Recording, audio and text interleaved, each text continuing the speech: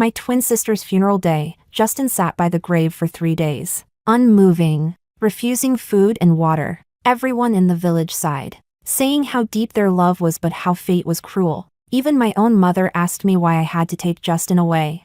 It was as if everyone chose to forget that Justin had been my husband for 32 years. At midnight I wandered across the main road in a daze. A truck bore down on me. I could have dodged it, but I didn't want to dodge anymore. Justin shoved me out of the way and fell into a pool of blood. He begged me, if there is a next life, return him cleanly to my sister. What did he mean by cleanly? I laughed. A mad sound. When I opened my eyes again, I was back in the winter of 1977, the moment everything in my life began to be scrambled. Chapter 1. Diana.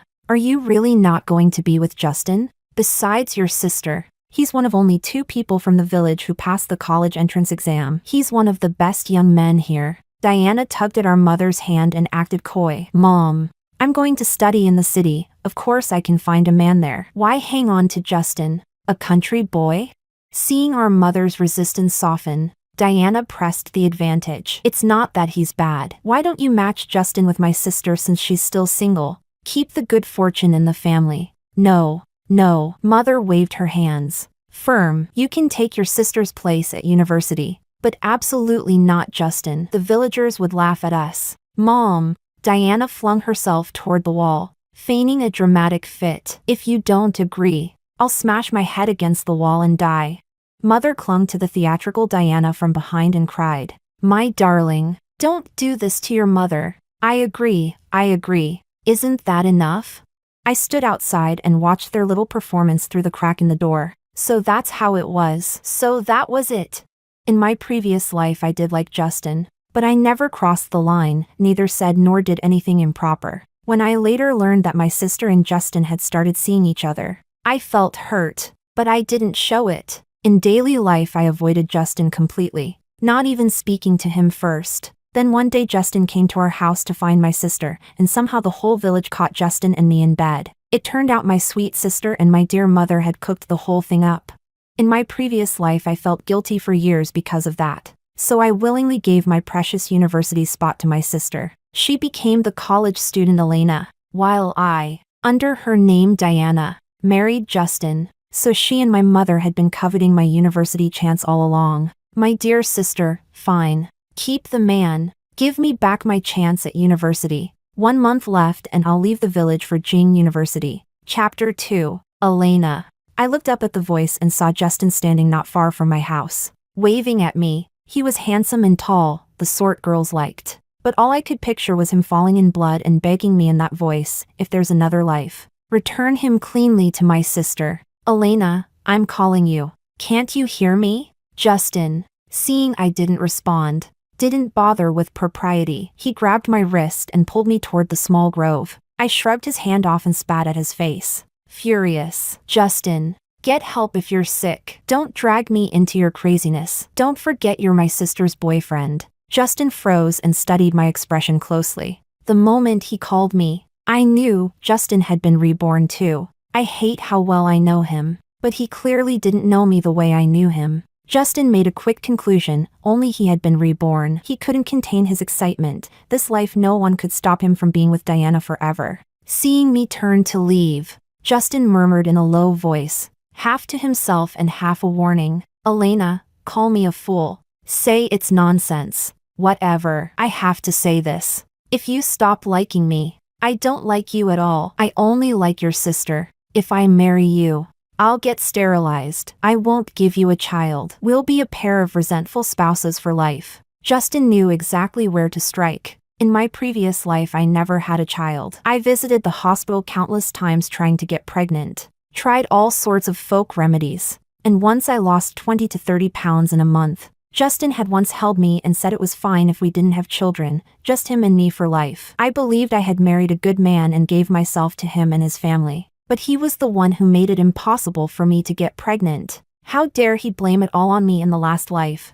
People can always be worse than you imagine. I kept walking until I closed the courtyard gate, then slid down and knelt on the ground. I touched my face, it was wet. He didn't love me. So why marry me? To abuse me? To use me? To squeeze every ounce of value from me?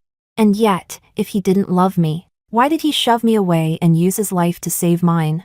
Mom's calling you in to cook. Diana came out, utterly unconcerned by my strange behavior, shouting at me. I looked at the twin who resembled me by 7 or 8 parts, 2 people, 2 fates. Diana had always known how to flirt and charm. I was reserved and rarely smiled. My mother favored taking Diana out to be praised by others. She raised Diana to be fair-skinned and spoiled. My looks were the cheaper version, dark, thin, and hollow. What are you looking at? Diana asked. I wiped my tears away and snapped back. First, I'm your elder sister. Use the proper title before calling me. Second, cooking isn't only my job. You can cook too. I pushed past her with my shoulder and went straight inside. I've figured it out. In my last life I was too soft. So people took advantage of me. This life I'll be a firecracker. Whoever messes with me will get blown to bits. Chapter 3. Elena. Don't you think Mom's getting old? Just 2 days of housework and her back already hurts. I glanced at my mother indifferently. It wasn't her back that hurt, it was her eyes that couldn't stand the sight of me. I'd been helping with chores since elementary school, and as I grew up, I became the main one doing them. Now I'd only rested for 2 days, and already my mother's face twisted with displeasure every time she looked at me. But Diana, who never lifted a finger even if a soy sauce bottle fell, she never said a word to her. When my mother saw I didn't answer, she slammed the kitchen knife down and pointed at my nose. Elena, you just got into college and your wings have already grown hard. Huh? You don't want to work around the house or in the fields? Are you planning to rebel? Maybe I should just let Diana go to college instead. So that's her real face. Fine, I'd play my move. I rushed out of the house, crying and shouting as I ran. I don't want to live anymore. I worked so hard to get into college, and now my mother wants me to give my spot to my sister. I might as well die. Elena, come back. We can talk. My mother ran after me, trying to shut me up. But stop. No way. Die? Also no way. I ran around the entire village, making sure every villager heard just how biased my mother really was. In my last life, I suffered because I kept everything bottled up.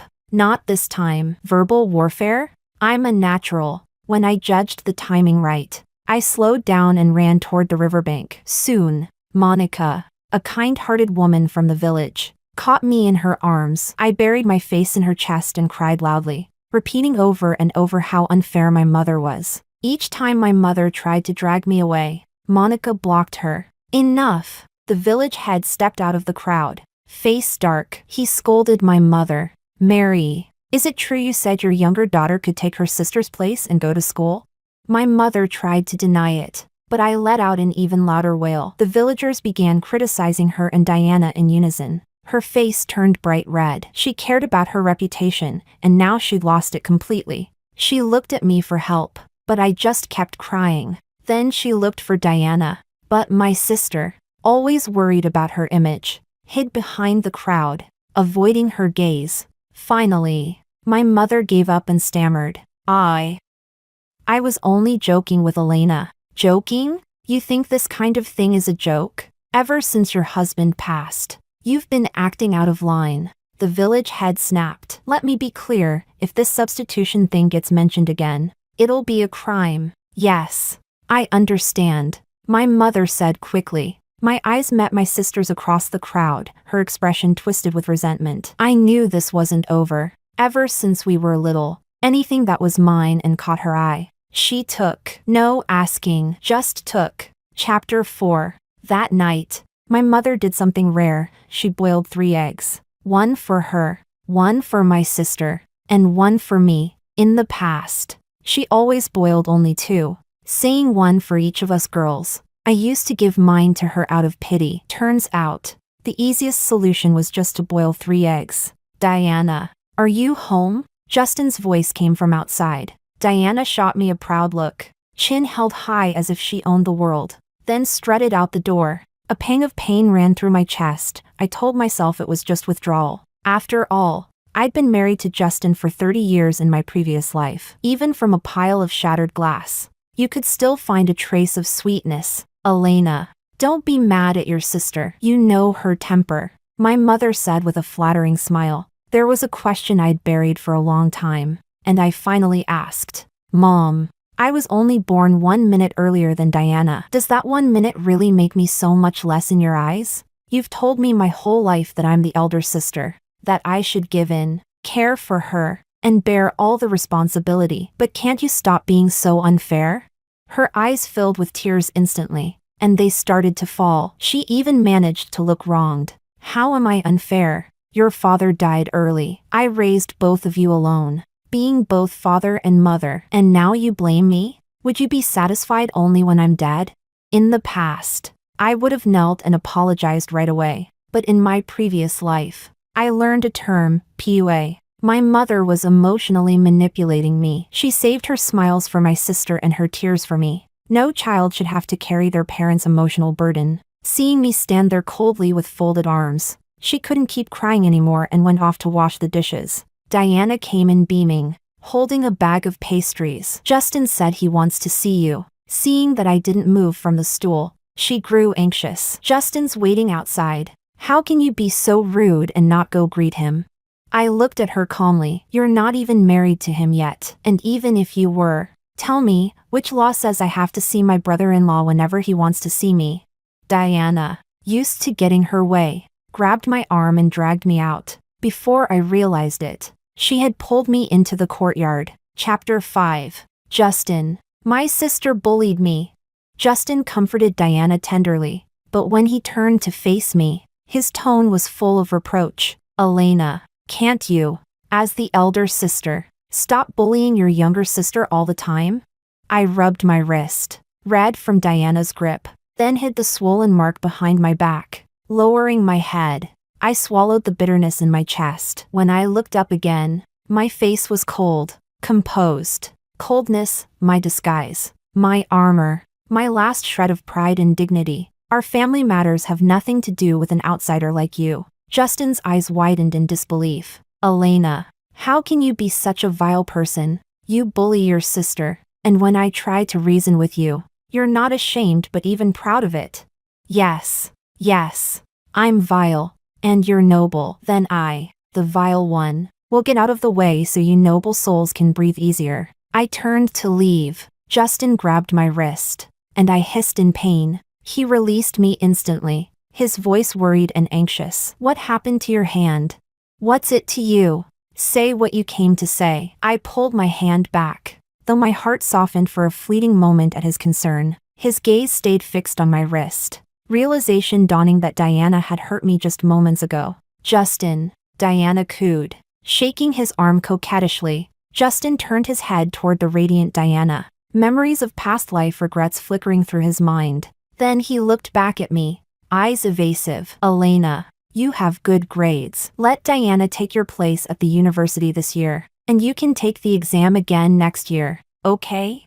I pressed my hand to my chest. How could a heart hurt this much? Smack! I slapped myself hard across the face, cutting off the last foolish fragment of me that still harbored hope for him. Justin didn't understand why, but as he looked at my expressionless face, a wave of panic hit him as if he had just lost something precious. Justin, I said evenly, you also got into university. Why don't you give your spot to my sister instead? Why is it always me the two of you pick on?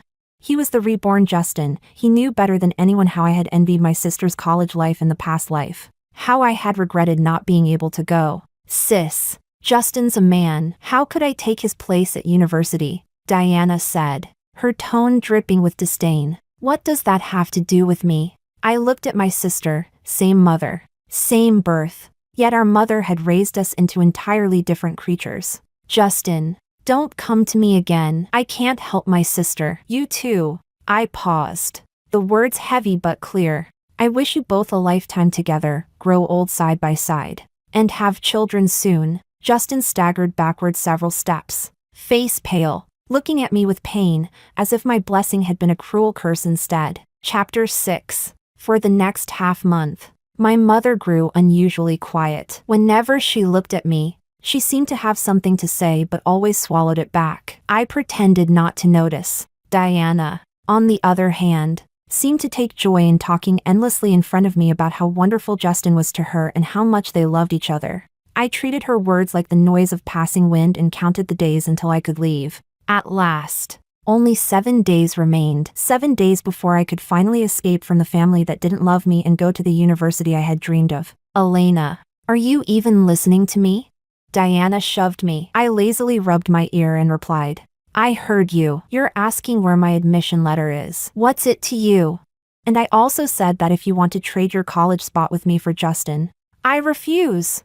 I laughed mockingly. So even across lifetimes, Justin meant so little to her. And yet, that was the woman he had pined for his entire life, the one he betrayed me for. How pathetic I must have been to have loved a man like that. You refuse? What right do you have to refuse? Diana snarled, her voice sharp. Don't you like Justin?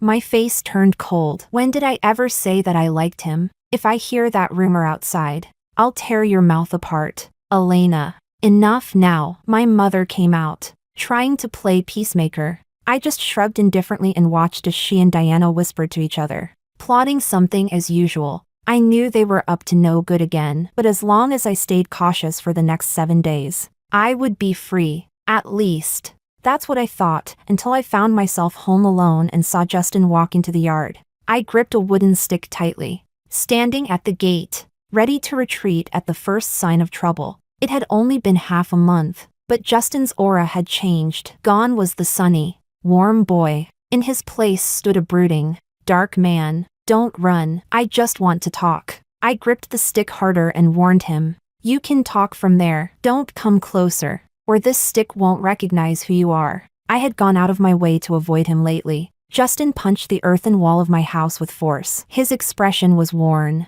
his tone murmuring and low. Diana said you enjoy bullying her. She said she actually does really well in school but deliberately scored lower so she wouldn't upset you. She said you like me, that you're trying to steal me from her. I thought you were manipulative, that you broke us apart on purpose. But then, why? He trailed off, glancing up at me to gauge my expression. Half of my face was hidden behind the door, my eyes shadowed. I understood what he was thinking. He had finally realized that I had been avoiding him on purpose. That today he had once again been tricked by Diana into coming here. At this point, even he wasn't foolish enough not to see that I hadn't been to blame for what happened in our past life. He had felt wronged for being forced to marry me, but had he ever thought that I, too, was forced to marry him? Justin stepped toward me slowly, his gaze locking onto me with painful sincerity. Elena, you're the only one who was ever truly good to me. I swung the stick straight at his head. Get out! If you come any closer, I'll scream molester. One accusation like that, and your whole future will be over. Don't scream, I'll go. Justin ducked and ran, clutching his head, choosing his future over his pride. Chapter 7. Diana suddenly burst out from the shadows, shouting, How could you drive Justin away from me?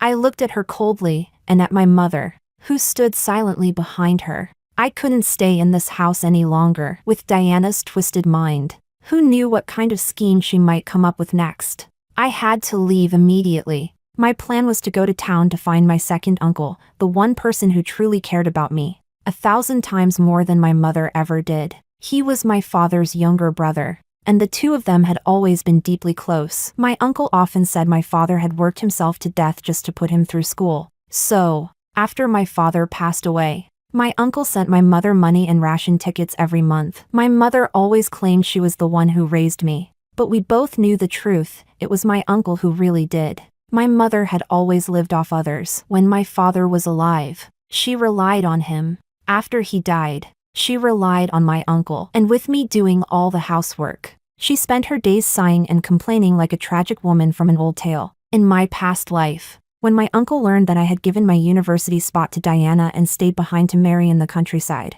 he tried to talk sense into me many times, but blinded by my feelings for Justin, I said cruel words to him. Disappointed, he eventually gave up on me and walked away. This time, after being reborn, I had already hidden my admission letter and other important documents at my uncle's house, to avoid any further complications. I needed to leave this place as soon as possible. But when I tried to push the door open, it didn't move. It had been locked from the outside with a heavy iron lock. Then I heard Diana's voice from outside. Elena, hand over your admission letter. If you don't, Don't even think about stepping out of that door. How can I give it to you if you won't open the door?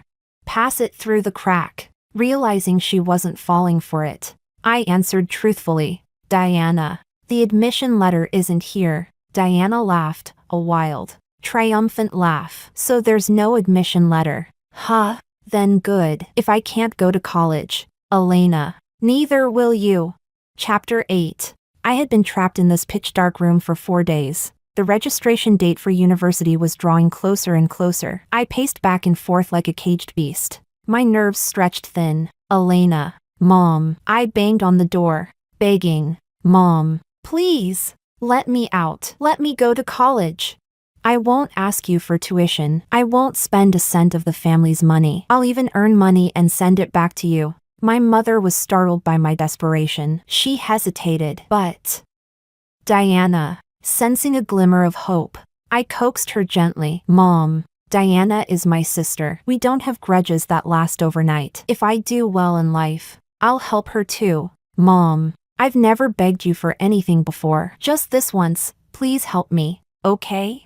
There was silence outside. Just when despair was about to take me completely, I finally heard the sound of a key turning in the lock. And then Diana's cold, sharp voice rang out. Mom, if you let Elena go to college, I'll kill myself right here. You choose, me or her. The sound of the key stopped immediately. Hope and despair, separated by only a few seconds. Tick, tick, I counted the seconds in hopeless silence before I heard my mother's voice again. Elena, just listen to your sister. Of course, I murmured. Mom, why can't you stand by me, just once? Heh, Elena, what makes you think you can compare with me? Diana sneered. That was the confidence of a child who had always been favored. I snapped back. Diana, you think you can lock me up forever? I'll go to college one day. This house can't keep me prisoner forever. Even if I couldn't go this year, I would next year, or the year after that, someday. I would. You'll never go to college, she said. I froze. What do you mean? The literal meaning, she said slowly, stretching out every word with cruel delight. Mom and I found you a husband, Oliver, from the village. You know him, right? The lazy drunk who beats women? His last wife ran away after he nearly killed her. Tisk. TSK. Elena, you refused to marry Justin, but now that you're marrying Oliver, are you happy? Mom, is this true? I had given up on Diana and Justin, but there was still a tiny shred of hope left for my mother. Elena, maybe Oliver isn't as bad as they say. Ha, ha, ha. I laughed until my stomach hurt. The cruelest joke I had ever heard, and it came from my own mother. If Oliver isn't that bad, why don't you marry him? Why doesn't Diana? I'm telling you both, I won't marry anyone. I'd rather die than marry him. You, my mother stammered in anger, unable to speak, and Diana pulled her away. That night, I heard Justin's voice outside the door. Elena, I heard about what happened. Why don't you marry me instead? But you'll still need to give your college spot to Diana. I've thought it through, you're smart. You can take the exam again next year. I lifted my head from my knees, exhaustion in my voice. Justin, do you really think you're some kind of hero? Sacrificing yourself for your so-called great love with Diana? To me, you're nothing but a selfish, self-righteous hypocrite. I'm telling you, I don't like you, and I don't want to marry you. And at that moment, I realized I truly felt nothing for him anymore. In my last life, I must have met too few men to waste myself clinging to a man like Justin, a crooked, twisted tree. Justin protested. That's impossible. How could you not like me? You copied my notebooks by hand, reviewed my weakest subjects, and even wrote over 10 study journals for me. How could that not be love? So I had loved him that much once, but the bitterness of my past life had long erased it all. Justin, if you ever felt even a flicker of gratitude for what I once did for you, then let me go. No, if you leave, you'll never come back. Wait for me, I'll break up with Diana tomorrow and marry you. From day to night, and night to day again, I sat motionless on the floor. My eyes drifted to the matchbox and the kerosene lamp beside me. Chapter 9. Fire! There's a fire! A villager shouted. My mother grabbed someone's arm in panic. Whose house is on fire? Mary. What are you still doing out here? It's your house. By the time my mother rushed home, half the house was charred black, and Elena, was nowhere to be found. She clutched Justin's arm, her voice trembling. Where's my Elena? Where is she? Is she safe? Justin shoved her away, his eyes burning with anger. She's gone. She's never coming back. He blamed my mother. He knew that if she hadn't pushed me so hard, I wouldn't have run away so desperately. Gone, not coming back? My mother's voice quivered as she collapsed to the ground, dazed. She didn't care about the burned-down house or the fact that Diana hadn't returned. For a brief moment, she seemed to awaken to the faint echo of a mother's love for me, but it was too late. Justin had been among the first villagers to arrive to help put out the fire. When he saw how fierce the flames were, he wanted to rush in blindly to save me. But my second uncle was faster. He covered himself with a soaked quilt and charged straight into the burning room. When I came to and saw my uncle, I threw myself into his arms and burst into tears, this time from the depths of my heart. I hadn't meant for things to go that far. I only wanted to burn down the wooden door to escape. But I had underestimated how fast the fire would spread. The blaze swallowed the room in moments,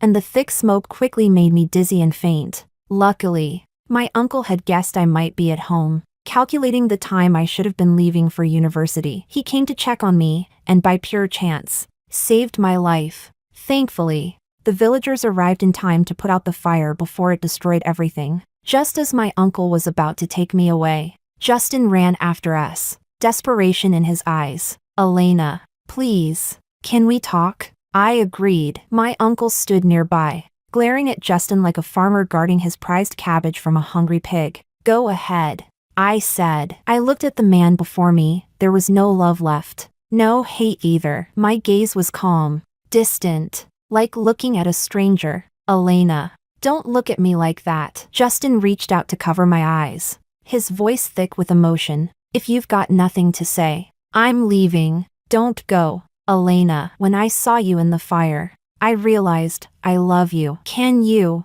No, I can't. Out of respect for the fact that he'd come to help with the fire, I added, what I felt before was real, but what I don't feel now, that's real too. As for everything from our previous life, let it stay in that dream. That was enough. When my uncle and I left, Justin's broken cries echoed behind us, my name repeated again and again, drowned by grief. But neither my uncle nor I looked back. Chapter 10. You're still laughing? Do you realize you almost died? My uncle tapped me on the forehead with his finger, his voice full of both anger and worry. I'm sorry, Uncle. I obediently admitted my fault. In my past life, I had been trapped in that village by Justin and my mother, all in the name of love. I farmed their land, took care of the elders, lived as their workhorse and servant. But in this life, I finally escaped that prison. I spread my arms wide, feeling the taste of freedom in the open air. From now on, the sky and sea were boundless. No one could trap me ever again. You really are something, my uncle muttered, his anger softening as he saw my soot-blackened face and hair burned unevenly short. His heart ached too much to scold me further. He couldn't help but blame my mother. How could anyone drive such a good child to this point? I grinned. That's why Aunt says my temper's just like yours. Oh, so you're looking for a beating? My uncle raised his hand, but he was smiling too. When we arrived at his house, I froze at the doorway. The bright, spotless living room looked too warm, too clean, a place I didn't dare to step into. What's wrong? You waiting for an invitation? My aunt had already prepared dinner and smiled kindly at me. When I still hesitated, she came over and gently pulled me inside. That day at my uncle's house was the only truly happy day I had experienced since being reborn. That night, I woke to the sound of my aunt and uncle talking softly in the next room. My aunt's voice trembled, heavy with tears. You've been helping your brother's family for years, and I never said a word. But look at Elena today. She's skin and bones. How could your sister-in-law raise her like that? Enough, my uncle said quietly. Don't let the child hear you. No, I won't stop. Elena's going to college. You have to move part of the money and ration coupons you send to your brother's family over to her. Otherwise, I won't let it go. I know, he replied with a sigh. You tell me, how did I end up marrying such a good woman? I clamped my hands over my mouth, stifling my sobs. Because of my family. My uncle's life hadn't been easy all these years. Even my cousins had chosen to live at school to save money. They were such good people, how could I bring them any more trouble? Chapter 11. Elena. Come eat. My aunt called outside the door, but there was no answer. She pushed it open. The room was empty. On the table lay a letter and an IOU written in my hand. In 1977, tuition was free, but living still cost money, so I had quietly taken 20 yuan from the envelope my uncle gave me the night before and left before dawn. At the university, life was poor but fulfilling. I lived on steamed buns, one meal after another. I had imagined that in the city I could take a part-time job to support myself, but reality proved far harsher than I'd thought. My major was foreign languages, something I had never studied before. Rebirth didn't give me any advantage here. My classmates were all diligent and relentless, waking earlier, sleeping later, and studying harder than anyone else. In such an environment, working for money was impossible, even in my dreams. I was reciting vocabulary words. After 3 months of school,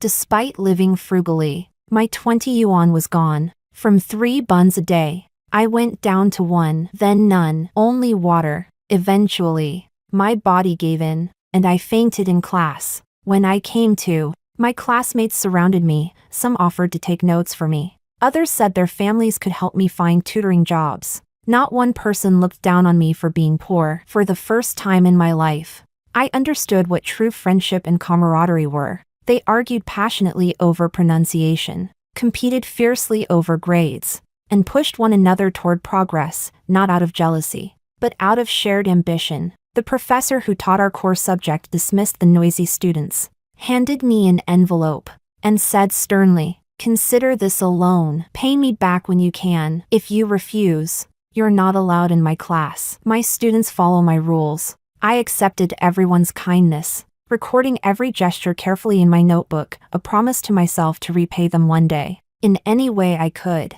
Even if it was something as small as fetching water or bringing dinner. So I studied harder, more seriously, more tirelessly, to live up to their kindness, and to live up to myself. 3 months later, my uncle arrived at the school, covered in dust, looking ready to beat me on the spot. It turned out he had been sending money and ration coupons all along, but since the address had been wrong, the letters kept being returned. He finally took leave from work just to find me. After I promised I would eat properly, accept his money, and begged with enough tears and pleading smiles, he finally forgave me. From his visit, I learned that after I left, he had cut the money he sent to my mother in half. Diana and my mother had shown up at his door several times, making a scene, until my aunt threatened, "Cause trouble again, and you'll get nothing." Only then did they give up and leave, humiliated. My uncle also told me my mother had secretly asked about me a few times, though he never revealed where I was. He said she looked older now, half her hair gone white, her face drawn and tired. Seeing my expression harden, he didn't try to persuade me to forgive her. He knew too well what I had gone through to escape that house. The day he left Beijing, I watched his figure fade into the distance, and tears filled my eyes. For the first time, my blurred memories of my father found a shape in the silhouette of my uncle walking away. Chapter 12. The 4 years of university passed quickly in an atmosphere of relentless competition, classmates pushing one another forward, striving to be better. All the shadows of my past seemed to fade away. I regained vitality, flesh, and spirit, becoming a completely different person from who I once was. I was confident, bright, and full of life. During that time, I only kept in touch with my uncle and aunt. As for my mother and the others back home, I never contacted them again. Justin, however, came looking for me many times. I never saw him. Later, he got clever, asking students from other departments to deliver letters, food, or even money and ration coupons to me. But I returned everything. My classmates, noticing how troubled I was by Justin's persistence, helped me block anyone from other departments who tried to approach. Even if Justin still wanted to reach me, the goodwill of those students could not survive his constant pestering. Eventually, they stopped helping him altogether. My mother came to the university twice. She was not yet 50, but looked older than she had in her 60s in my past life. Of course, in the last life, I was there to care for her, doing everything while she only had to move her mouth. But in this life, her tireless, obedient workhorse had run away, and Diana, useless as ever, wouldn't lift a finger. Naturally, my mother had to do it all herself. Add to that Diana's constant drama, and it was no surprise she aged fast. Both times she came, I dismissed her quickly. The second time, I told her, "Don't come looking for me again. When you reach the legal retirement age, I'll send you a monthly allowance at the government's minimum standard. From then on, our bond as mother and daughter will be over. Maybe you won't believe me, but I've taken care of you my entire life and received nothing but blame in return. I've repaid every debt between us." She left the university trembling, and from that day on, we never contacted each other again. After graduation, because of my excellent academic record and my professor's recommendation, I joined the Ministry of Foreign Affairs. Chapter 13. Work grew busier and busier. Every month, I sent my entire salary to my uncle and aunt. When they tried to refuse, I simply sent it back again until they had no choice but to accept it. I never dated anyone. Of course, there was no shortage of admirable, like-minded suitors, but I turned them all down, not out of fear, simply because I couldn't feel anything. Men, love, marriage, none of it stirred me anymore. At first, my uncle and aunt tried to persuade me, but when they saw how peaceful and content my life was alone, they stopped mentioning it. After they both retired, I brought them to Beijing to live with me, under the excuse of helping them relax and see the city. When they tried to give me back all the money I had sent over the years, I was stunned. It totaled nearly 30,000 yuan. I thought for a moment, then accepted it, pooled another 20,000 with a few friends, and bought them a courtyard house in the heart of the city. They complained it was extravagant, but once they moved in, the joy on their faces said otherwise. My uncle's new hobby was visiting parks and chatting with the old Beijingers. My aunt, meanwhile, started a small business, embarking on what she called her second spring. When she first told me her plan, she glanced at me nervously, afraid I might feel embarrassed. I smiled and said, "As long as you're happy, I'll always be your strongest supporter." I would never forget the warmth of her hug that day, the same arms that once pulled me into her home when I was afraid of dirtying her clean floors. Later, when my cousins grew up and started working, I encouraged them to come to Beijing too, partly because the city offered better opportunities, and partly because, selfishly, I wanted to keep my family close, even if I couldn't see them every day because of work. Just knowing there were people waiting for me at home steadied my heart. My words carried weight in the family, and my cousins respected my opinion. They truly came to Beijing to build their futures, as long as it didn't violate any official rules. I did everything I could to help them: housing, food, transportation, job introductions. They told everyone I was like their real older sister. I listened with a gentle smile. You reap what you sow. I was the fruit of my uncle and aunt's kindness, and I thought, in this life, I had finally found completeness. Chapter 14. Aunt Mary, are you home? Mary sat in front of the television. As she often did, she didn't know when Elena might appear on screen, so she used the simplest method. She just stayed there, watching, waiting. "Yes, I'm coming." Her voice was frail. Leaning on her cane, she shuffled slowly toward the courtyard gate. Abigail, the young woman who had come to visit, looked at the old, crumbling house and couldn't help shaking her head. This old lady. She'd favored her younger daughter when she was young, driving away the capable elder one. The younger daughter had married a college student from the same village, while the elder daughter left, never to return. Now, in her old age, the woman longed for the very daughter she had once cast aside. She stayed alone in the decaying home, saying only that she didn't want her eldest daughter to come back one day and find no house left. Abigail knew who that daughter was, the brilliant woman she often saw on television, speaking on behalf of the nation with calm authority. Well, she thought, pitiful people often have themselves to blame. "Auntie," Abigail said softly, handing her an envelope. "This is the living allowance Elena sent for you this month." Mary accepted it carefully, tucking it close to her chest pocket, the only link left between her and her daughter. Ever since she turned 60, Elena had kept her promise. sending money every month as she said she would. Auntie, Abigail added, that room that burned down 20 years ago is still half ruined. You should use some of this money to have it repaired. Yes. Yes. Mary nodded vaguely. Abigail sighed. Whatever she said, Mary always replied yes. But whether she actually did anything about it, that was another story. Not long after Abigail left, the rickety door burst open with a loud bang. Diana stormed in, yelling, "You old hag! Elena sent you money again, didn't she? Hand it over! You're watching TV again? Keep watching, Elena's not coming back."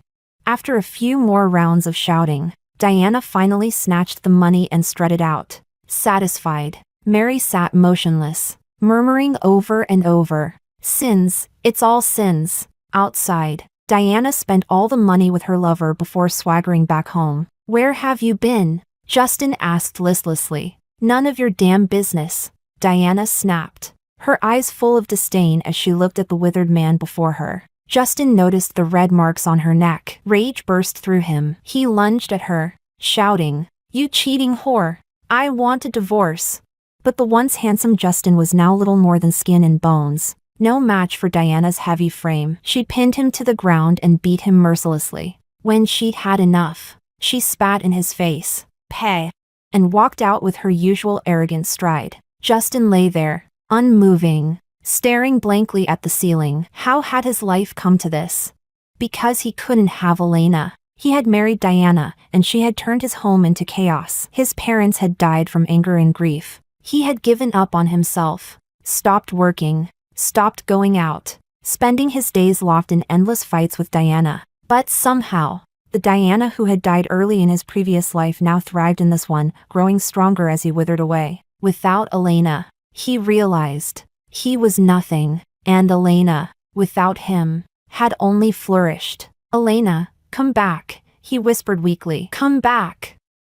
I don't want that wretched woman anymore. I only want you." He reached a trembling hand toward the blazing sun, but the sun said nothing, it only hung silently in the sky.